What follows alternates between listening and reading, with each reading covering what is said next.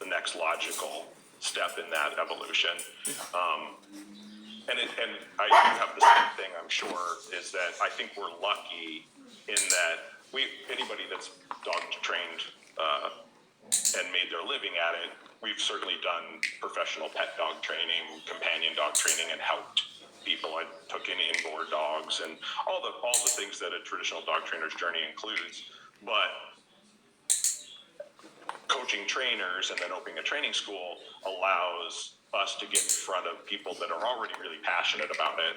So for me, regardless of how talented or untalented someone is, if they really want to, if they're really interested and they really want to learn it, then I have a lot of patience for those people, right? And so in running a school for trainers, and you know it too, and coaching other trainers, those people are all really on board. They want to be better. So it makes it kind of an easy thing in that way. Easy to keep your motivation up because they want it so badly. And so for the last 12 years, I've run a school for dog trainers. It's been, it'll be 12 years this year. 12 years, crazy. Time is going. It seems like it was yesterday, right? Yeah, actually, I guess this year will be 13, right? So in September of this year, it'll be 13 years. But that was, as you said, it's for sure the most logical step after what you did and what I've done, teaching instead of just spending time training individual dogs and a person. In any other way, I would think that vast experience of going places, working with so many different varieties, finding all the similarities, finding all the differences, and then brainstorming with all the crazy problem dogs that you enter with, and you have a day or two, maximum 3 days to figure it out, try something, and prescribe a go home. That's like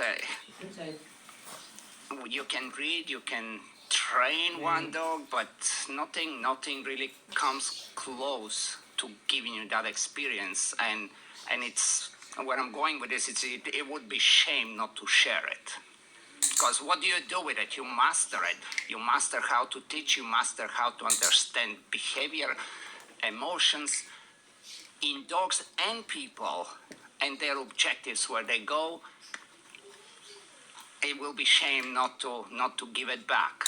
And I think 100%, you're exactly correct. And I feel like at this stage of our careers too, it's our duty. What we all want is to elevate the general understanding of dogs out there and to make as many people benefit from that information as possible.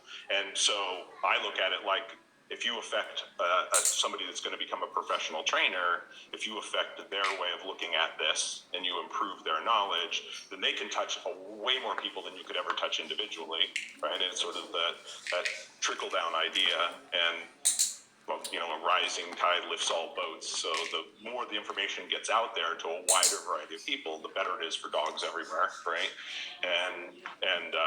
And so that part is true. And you're absolutely right. And you've done exactly the same thing. I tell people all the time, and you may not even remember it. I don't remember whether it was a seminar in Montana or one of those places, and somebody showed up with a dog to hear seminar. They showed up with a dog that was wholly unsuitable, right? The dog was just unusual in every way, difficult, not a sport dog at all, but early in the seminar, the dog piqued your interest because it wasn't presenting normally in any way, right? Everything about the dog, and you could tell it was bugging you the whole time. And so the traditional format for anyone that doesn't know of these kinds of seminars is you would come out, you talk, you do obedience, and then you do protection with everyone's dogs kind of thing. And usually in a day, you get a round of obedience and a round of protection and maybe 2 protection rounds. I think you brought the dog out like 6 times over the course. And to the point it was actually kind of annoying some people. You're like, hey, get that dog again, right?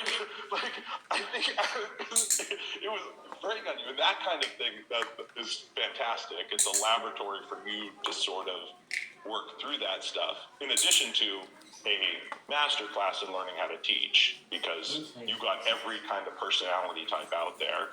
And so you learn to give information in as many different ways as possible. I got to come up with 20 different ways to say the same thing because somebody can hear it here and somebody else can hear it there. So yeah, it was an indispensable, if a little bit exhausting education for sure.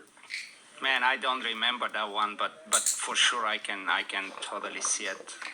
Either one of us doing this. I totally loved it about you. It was the best thing. I was like, that's awesome. It preoccupies your mind. You can't just leave it alone. Absolutely, right? It's not like I'm just coming here. I'm gonna do my job and leave, and I don't care. Like to see somebody that successful, that invested in a dog that was never gonna go on to competition. Like it wasn't gonna go there. It was the wrong genetics for that. But just making that dog's life better and understanding that dog, it was cool. It was like, it sticks with me now. So I try to cultivate that mind. Imagine, what do you think? I mean, the way when we started,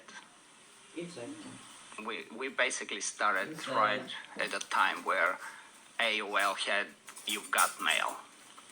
That was the extent of the internet. There was no